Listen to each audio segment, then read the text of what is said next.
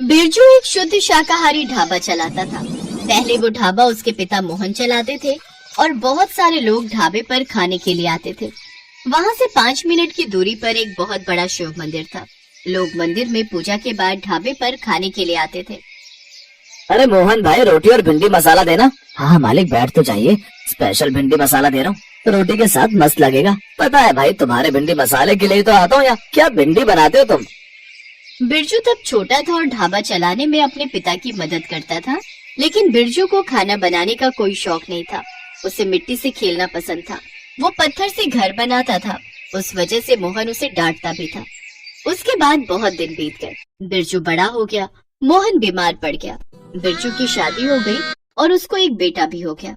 उसका बेटा 10 साल का हुआ तब मोहन का देहांत हो गया। जाने से पहले मोहन ने बिरजू से कहा, बेटा बिरजू, वो ढाबा मेरी जान है, उसे बंद मत होने देना। आप चिंता मत कीजिए पिताजी, आपका ढाबा कभी बंद नहीं होगा, ये मेरा वादा है। और उसके बाद मोहन ने आखिरी सांस ले ली। अपने मरते हुए पिता से बिरजू ने वादा कर दिया था, अब उसे वादा निभाना ही था। लेकिन उसे एक चीज ठीक से नहीं आती थी और वो है खाना बनाना। ढाबे पर लोग खाना खाने के लिए तो आते हैं, लेकिन बिरजू के हाथ में वो बात नहीं थी। बिरजू भाई, बड़ा दुख हुआ मोहन भाई के बारे में सुनकर। अब क्या ही कर सकते हैं, रोटी और भिंडी मसाला देना 1 प्लेट। हाँ मालिक, मैं अभी लाता हूँ। बिरजू रोटी और भिंडी मसाला लाकर उस आदमी के सामने रख देता है, लेकिन खाते ही उस आदमी का मुंह बन गया। अरे ये क्या है, इस भिंडी मसाले में तो टेस्ट ही नहीं है। किसने बनाया है ये? जी मैंने बनाया है। क्या यार बिरजू भाई, इस भिंडी मसाले में वो बात ही नहीं है। अपने बाप से कुछ भी नहीं सीखा क्या? अब मैं यहाँ कभी नहीं आऊंगा। अरे रुक जाइए मालिक। लेकिन वो आदमी नहीं रुका। धीरे धीरे ढाबा खाली हो गया। निराश होकर बिरजू घर चला आया।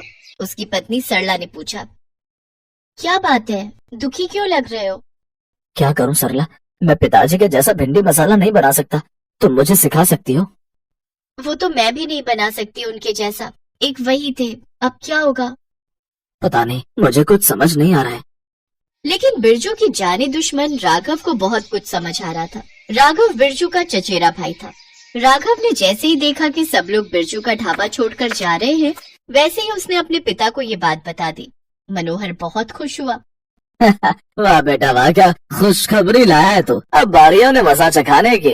अब हम उसी के ढाबे के सामने हमारा रेस्टोरेंट बनाएंगे।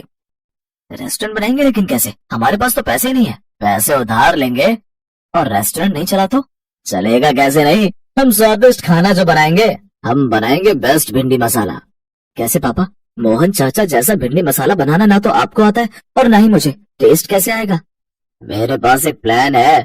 राघव ने अगले ही दिन बहुत सारे लोगों से कर्जा ले लिया और अगले ही दिन से रेस्टोरेंट बनाने का काम शुरू हो गया। बिरजू ने अपनी पत्नी से कहा, मर गए, राघव और मनोहर चाचा रेस्टोरेंट बना रहे हैं, अब तो मेरे ढाबे पर कोई नहीं आएगा।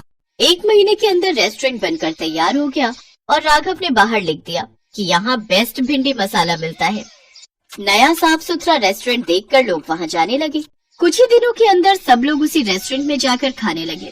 जो बचे खुचे लोग ढाबे पर आते भी थे, वो भी जाते वक्त बिरजू को 2-4 बातें सुना कर जाते थे। अब बिरजू कैसे कहता कि उसे खाना बनाने का कभी कोई मन ही नहीं था। उसे तो पत्थरों से खेलना पसंद था। अब ये बात वो बोलने जाएगा तो लोग उसे पत्थर से ही मारेंगे। इसीलिए बिरजू चुप रहता और लोगों की बातें सुन लेता। धीरे धीरे उसके ढाबे पर लोगों ने आना बंद ही कर दिया। स्कूल में फीस न देने की वजह से उसके बेटे को स्कूल से निकाल दिया गया। घर में 2 वक्त चावल और साग बनने लगा। एक रात को बिरजू रो पड़ा। सब कुछ खत्म हो गया सरला, मैं अपना वादा नहीं निभा पाया। पिताजी मुझे कभी माफ नहीं करेंगे। ऐसा मत कहो, लेकिन मुझे एक बात समझ नहीं आ रही है, राघव इतना अच्छा खाना बना कैसे रहा है? टेस्ट कहाँ से ला रहा है वो? पता नहीं, सीखा होगा कहीं से। ये दोनों बाप बेटे सीखने वालों में से नहीं है। ये दोनों तो चोर लफंगे धोखेबाज हैं। मुझे लगता है कि ये दोनों मिलकर कुछ गलत काम तो कर रहे हैं। ठीक है, मैं देखता हूँ। अगले दिन सुबह सुबह उठकर वो बाहर चला गया और उसका शक सही निकला। राघव कहीं जा रहा है। बिरजू ने उसका पीछा किया। राघव चुपके चुपके कसाई के पास गया और मटन की चर्बी खरीदी। मैंने सही पकड़ा था। बिरजू ने अपने मोबाइल पर पिक्चर उठा ली। उधर सरला की तबीयत खराब हो गई तो उसके बेटे मुन्ना ने कहा, माँ आज मैं आपके लिए खाना बनाऊं? हाँ बेटा, कोशिश कर, मेरी तबीयत बहुत खराब है। मुन्ना रसोई गया और सामने भिंडी पड़ी थी। मुन्ना ने भिंडी मसाला बनाया।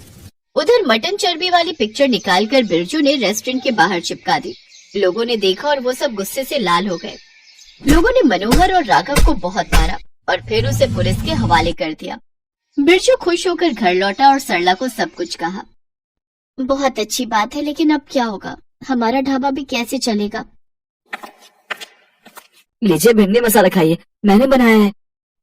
बिरजू और सरला ने भिंडी मसाला खाया और उन दोनों की बोलती बंद हो गई। मुन्ना बेटा, तू तो बिल्कुल अपने दादाजी जैसा भिंडी मसाला बनाता है। सच? हाँ बेटा, तुझे तेरे दादाजी का टैलेंट मिला है। मुझे आज खाना बनाकर बहुत अच्छा लगा। मैं खाना ही बनाना चाहता हूँ। वाह बेटा, रुक जा, मुझे एक आइडिया आया है। मैं पत्थरों को भिंडी के शेप में काटकर हरा रंग करता हूँ और उन भिंडियों से ढाबा बनाता हूँ। लोगों को देखकर ही लगेगा कि ये शुद्ध शाकाहारी ढाबा है। वाह पापा, हम दोनों बाप बेटा मिलकर भिंडी ढाबा चलाएंगे। और फिर क्या था? बिरजू ने पत्थर की भिंडियों से ढाबा बनाया और ढाबा चल पड़ा। मुन्ना खाना बनाने लगा और बिरजू बाकी काम संभालने लगा। ऐसे ही बाप बेटा मिलकर मोहन का भिंडी ढाबा चलाने लगे और खुशी खुशी रहने लगे।